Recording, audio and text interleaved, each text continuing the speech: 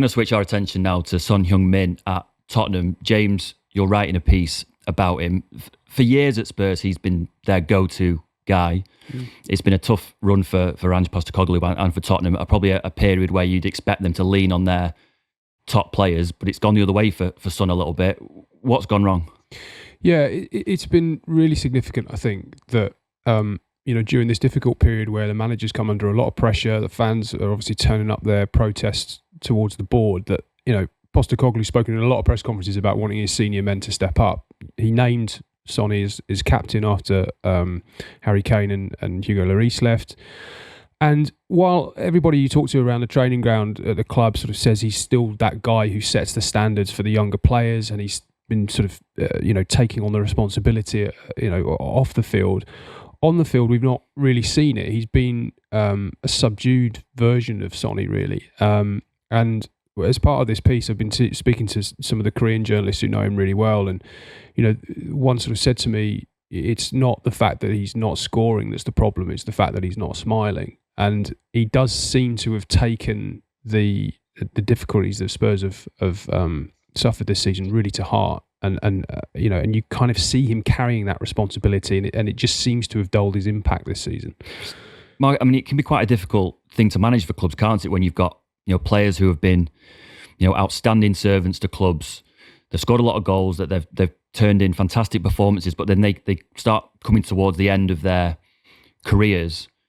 How you manage that, and how, I don't know, I suppose, are you still relying on them? Are you trying to phase them out a little bit? Do they need replaced? I mean, we see this with top clubs all over the world, don't we? It's happening, I suppose, a little bit with Kevin De Bruyne at Man City. What have you seen of Son and Spurs, and how do you think that situation is going to play out? Well, I mean, I'm just looking at his stats now. Going into the City game on Wednesday, 10 goals and 10 assists in 35 games in all competitions. So it's not that bad. It really isn't. And, I think the comparison to Mo's salary is obviously is credible because of the very kind of small gap between the dates of birth. But, if Son was playing for Liverpool in that team, I'd imagine his numbers would be pretty good as well. They might not be Salah levels, but I think they'd be pretty good. So I think Son has been an absolute credit for Tottenham. And I do think that, yeah, obviously, he's closer to the end of his career than the start of it. But I do think that you can never question his commitment, his quality. And if he's not quite at the top level as he was before, he's had injuries in recent seasons. I just think it's hard to question Son because of what he's given to Tottenham. In what has been, 10 years of well, for the first 5 years was kind of knocking on the door of success, and then the last 5 years has been missing out on any kind of success. But I think he's been a great player for Tottenham, and I do think that his season this year is probably because the team's been struggling so much, and it must be hard to play in that team at times. But great player. For me, he's probably deserved to play for a bigger club than Tottenham for his feats at the club over the recent seasons. He's never quite made the move, but I don't think anybody at Tottenham can question his contribution. Well, make no mistake, he is a Tottenham legend. No matter what happens to him from here on, he is a Tottenham icon. And I think the biggest thing that people want for him now is to have a trophy to, mark that decade of service at the club. It's the one thing missing. He's been part of one of the most prolific, in fact, the most prolific partnership in Premier League history with Harry Kane. And I do think that's part of the problem here, is that, we sort of talk about the impact of, on Tottenham of losing Kane. Well, nobody would feel that more than Sonny, because those two, they were absolute brothers in arms, and I mean they lived very close to each other. It extended way off the field. They lived about 2 minutes apart. So, whenever Sonny would leave his car at the training ground, Harry Kane would give him a lift home. They were very, very close on and off the field, and I don't think he's been able to replicate that relationship with anyone else. If you think about Dominic Solanke's come in this season, done okay, but he's had injuries, not been consistent. Richarlison's never been able to stay fit for more than a handful of games at a time, and he's not a centre forward. This is the other thing. People sort of talk about, is he better on the left? Is he better through the middle? You talk to most people who know him as well, that sort of say actually he prefers to play out on the left. He's better out on the left, and sometimes when he's asked to play through the middle, it sort of compromises his game a little bit. One of the other things I wanted to bring up when we talk about stats is, as part of this piece, we were looking into his sprints and his distances covered in matches. And I think this is quite significant, that in terms of sprints per game, he averages about 19 per game in the 3 or 4 seasons before Postecoglou turned up. So it was about 19 per game. And in Postecoglou's first full season, he was averaging 24.5 sprints a game. So that's more than 5 more a game every game. And that's obviously reflective of not just the intensity that Postecoglou's asking his front players to press with, but also you're asking a 32-year-old now to go and do that 3 days a week, 3 times a week, every 3 days for 3 months, as it's been in that really difficult period during the season. And I think he's starting at 32, even though he's the absolute model professional, he's starting to show signs of fatigue and not being able to do that, which is no disrespect to him, no blame assigned to him, really. It's just, we were just talking before we started recording about the comparison with Salah, weren't we, about what Salah's asked to do off the ball. You were at the Manchester City-Liverpool game the other day. Well, yeah, and it's noticeable that Salah isn't asked to do an awful lot off the ball. And that's not to say that he's being lazy, but Liverpool play in a way that allows him to kind of stand out on the wing, not do an awful lot going towards his own goal, because Liverpool know that if you can get him the ball in space, that he's going to be able to hurt the opposition and you'll benefit from that. And it's very rare that you're going to find an opposition fullback motoring past Mo Salah, because in the back of his mind he's thinking, well, in 2 seconds he could be going the other way and I'm going to have to chase him all the way back. If you're planning to play Liverpool, you're focusing on how to stop Mo Salah, aren't you, basically? And if Son is being asked to play in a different way and do an awful lot of work off the ball and all these added sprints because of the way that Ange Postecoglou wants to play, the comparison isn't really fair. And I know that they're sort of, in terms of age, are very, very similar. In terms of the position they play, are very, very similar. But actually, they're being asked to play 2 entirely different games almost. That's the point, isn't it? I mean, the point you're making there is right about playing for Ange Postecoglou's team. How many of those sprints are going in the right direction, or how many are going in the wrong direction towards, his own goal and having to help the team defend? Because Postecoglou's teams do require a lot of sprinting back to help cover, and I think that doesn't help Son. I think ideally he'd probably have found a coach or a club that would have suited his game a little bit more, but that's just the situation, isn't it? With Tottenham, he's in a team that doesn't quite suit where he is right now. But I think one thing I wanted to add just before we kind of go on to that other issues is that I was speaking to somebody probably about 6-7 years now about signing forwards from Germany, and within the Premier League there was this view that maybe that in the last 10 years it's been harder to get players to succeed. Obviously Erling Haaland came from Borussia Dortmund and was as a sensation as he would be, because that's he's such an incredible player. But attacking players from Germany find it really hard to settle in the Premier League, and it's the intensity is the issue. The amount of games they have to play, they find the workload hard. And 2 players that were mentioned to me as struggling to make that adjustment were Shinji Kagawa at Man United and Henrik Mkhitaryan at United and Arsenal. Roberto Firmino struggled really bad in his early days at Liverpool, but Son has been, pretty much from day one, a top player at Tottenham. So he's made that transition that a lot of players find it so difficult to do, and I think you have to give him credit for that as well. And 10 years of being an absolute star performer for Tottenham is why we're talking about him now, because he's been so good. His success in the past is why we're asking the question now, really. James, I mean, we've spoken a lot about Son on the pitch. You're at Tottenham sort of most weeks. In terms of his impacts off the pitch, I mean, I know from personal experience, having been in a lot of City press conferences, that the minute that Erling Haaland signed for City, there was 2 or 3 Norwegian journalists who came and based themselves in Manchester simply to ask questions and report on Erling Haaland. And a situation where, kind of in press conferences, the mic gets passed to the Norwegian journalist and Pep goes straight away, "It's Erling, isn't it?" And everyone kind of laughs. But it's even bigger for Son and the kind of the following that he's got in South Korea. Yeah, as you say, there are journalists sort of dedicated to covering him at Tottenham, but also the impact that he has on the fan base in Korea is astonishing. I mean, again, when Park Ji-sung was at Manchester United, the view apparently there is that Man United were probably the most popular team in Korea because of Park. It's now Tottenham, because of one guy. And look, I mean, I'm up at the Tottenham training ground fairly regularly, and every single time, without fail, there are anywhere between 30, 40 to maybe 100, 120 people who are all holding Son shirts, Son banners. They want one man. They're only interested in Sonny. And more often than not, he goes down, he spends some time with them, he takes selfies, he signs autographs, all that kind of stuff. And we're talking about a guy who's been there for 9, going on 10 years. It's not a new signing. And still the people come, and it is astonishing what he has to, the scrutiny that he's under all the time. Just ask you on Son. Over the years, people talk about Harry Kane and the impact that he had at Tottenham, and people credit Christian Eriksen's part in that, Dele Alli's part in that. But for me, Son has been the absolute number one part of Harry Kane's success at Tottenham when they were there. The partnership was incredible in terms of the goals together and the assists together. And just to explain how big a part it was in Harry Kane's career.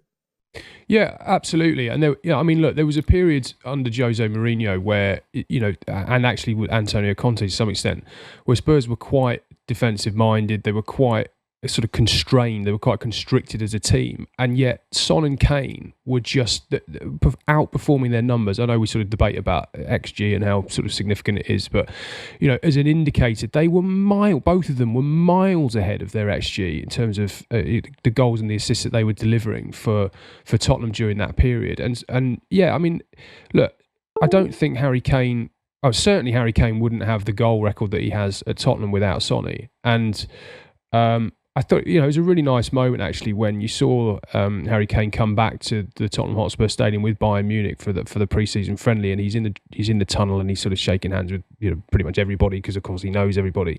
But then he catches Sonny's eye and they have this moment where they sort of they embrace, and Sonny just lays his head very gently on Harry Kane's chest near his heart, and it's just you can tell, you can't fake that. They genuinely have that affinity and that understanding that it's just very difficult to replicate at any club. Can I just ask then that Spurs obviously got to a Champions League final with a really fantastic team. You talk about Vertonghen, Alderweireld, Kane, Son, Dele Alli, Eric Dyer. Son would be the last one of those to leave.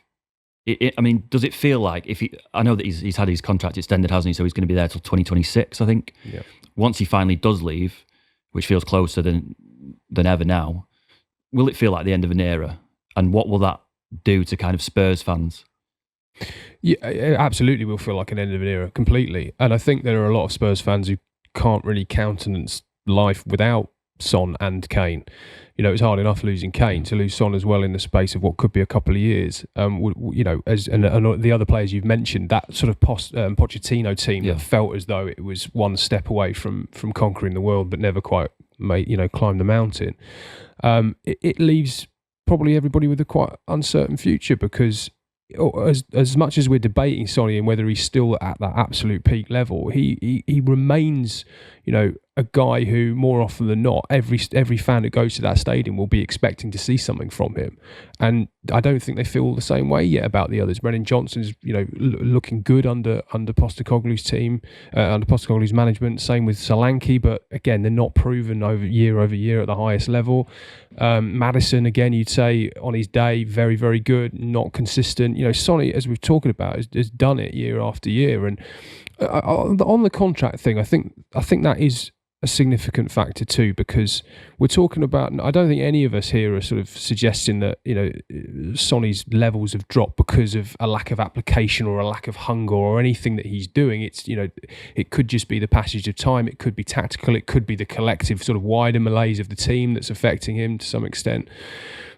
But I know that there was some disappointment from the players' camp that Spurs didn't negotiate or even attempt to negotiate a fresh contract. They just essentially said to him, look, there's an option for a further year, we're going to trigger it. It's our option, we retain the right. We know you don't want to go anywhere, we don't want to lose you, we're just going to kick this essentially down the road for a year. That option then got triggered. And so the conversation about maybe him going this summer has obviously been removed. But there is a debate to be had about, the benefit of a player like that having the additional motivation of knowing he's going to play for his future. Now, I'm not sure it really applies to Son, because I think he's so dedicated and so diligent and thoughtful anyway about his football but again, if we're comparing him to Salah, we could argue that maybe that's going on to some extent with Mohamed Salah. And there is a suggestion, of course, that some players do are incentivized in that way. I suppose if Spurs can save some money for a year, then they would do that as well. That, I'm sure, is part of it. But I do think, when we're talking about the loyalty and what Sonny's given to Spurs, the fact that he wasn't offered a contract, I think did create a little bit of needle. Well, Mark, can I just ask you, Dan? we've spoken on this podcast before about big clubs and moving on from big players. When's the right time? If you were Spurs, you've triggered his 1 year option. He's under contract now till 2026. What would you do? Would you want to renegotiate? Do you think the time is right for him to move on? Is it now? Is it in a year? What would you do if you were Daniel Levy and Spurs? Well, like I said, looking at his numbers earlier on, I don't think they're that bad. I think 10 goals and 10 assists and a difficult season, I think that's pretty good. And I think he's obviously an absolutely consummate professional, great athlete, looks after himself. I don't think there's any problems with how he prepares for the game. I think if you're Tottenham, I think you would definitely look to extend it. But I think the flip side is if you're Son Heung-min, I'm not sure whether I'd just fancy a chance of, he's looking at, I mean, I know Harry Kane is, are they the same age? I think they might be about the same age, but I think Harry Kane's taking his chance to go to Bayern Munich and try and win something, and it looks like he'll win something this year. I think Son Heung-min has earned the right to go somewhere and win something. And, I mean, listen, we're putting 2 and 2 together and getting 5 here, but if Mo Salah leaves Liverpool and becomes, decides to move on, Son would be a great replacement at Anfield for a year, because for me, he's the best kind of forward that Liverpool never had. He would have been a perfect player in the Jurgen Klopp team, and even the same under Arne Slot. I think he deserved the right to go to a top club. And Spurs are a big club, but with due respect, they don't win trophies. And I think he's deserved the right now to go to a top club and win a trophy somewhere else. So the question might be whether Spurs have left it too late to keep him, because he's worth more to Tottenham than Spurs are probably worth to Son, which might be hard to take, but he's definitely got 2 or 3 more years in him, definitely. Does he get that move, do you think? Does he get a move to a club that are challenging for trophies? Well, I mean, I can't see Daniel Levy and Tottenham ever selling to another Premier League club. I mean, look, there was Saudi interest in him, and we reported it season before last, I think it was. And, obviously mega money on offer, and he had no interest in going there. You talk to the Korean journalists who know him well, and they always say the one thing he never talks about is where he might end his career, his future. He just does not get into any kind of speculation about that. So there's not a sort of fixed point on the horizon where he sort of said, like, I want to play to this tournament, or I want to go and try this country, or I want to go to this league or whatever. There's nothing that he's ever made public about that. And all I come back to really is what I'm told time and again is that what he wants more than anything else is to win a trophy with Spurs. Now, that doesn't look likely. They've obviously only got the Europa League to do it. But I think the idea of Sonny and Spurs parting company will be a lot more palatable to both sides if they win a trophy, either this season or next season. If he doesn't, though, is he the type in the summer with a year left on his contract to say, I've given you 9+ years, I've not won anything, I know I've got a year left on my contract, but the time is right for me to go and find a trophy somewhere? Is he the type of character and personality, do you think?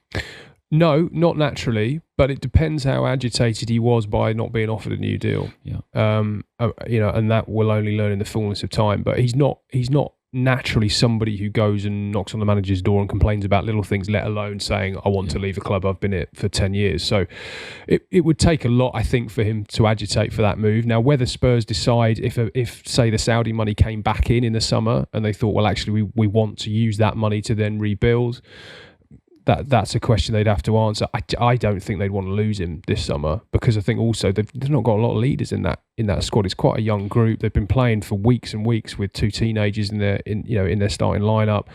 A lot of inexperienced players who are yet to sort of peak in the sort of natural evolution of a player's career. So losing Son in that regard would also be a big blow to them. But it feels as though if you were Son, that a trophy is as far away from as ever now. That he reached the Champions League final with Tottenham, finished second in the Premier League twice. I think this season they're probably going to finish in the bottom half of the Premier League table, unless they win the Europa League, which is possible, but is a long shot.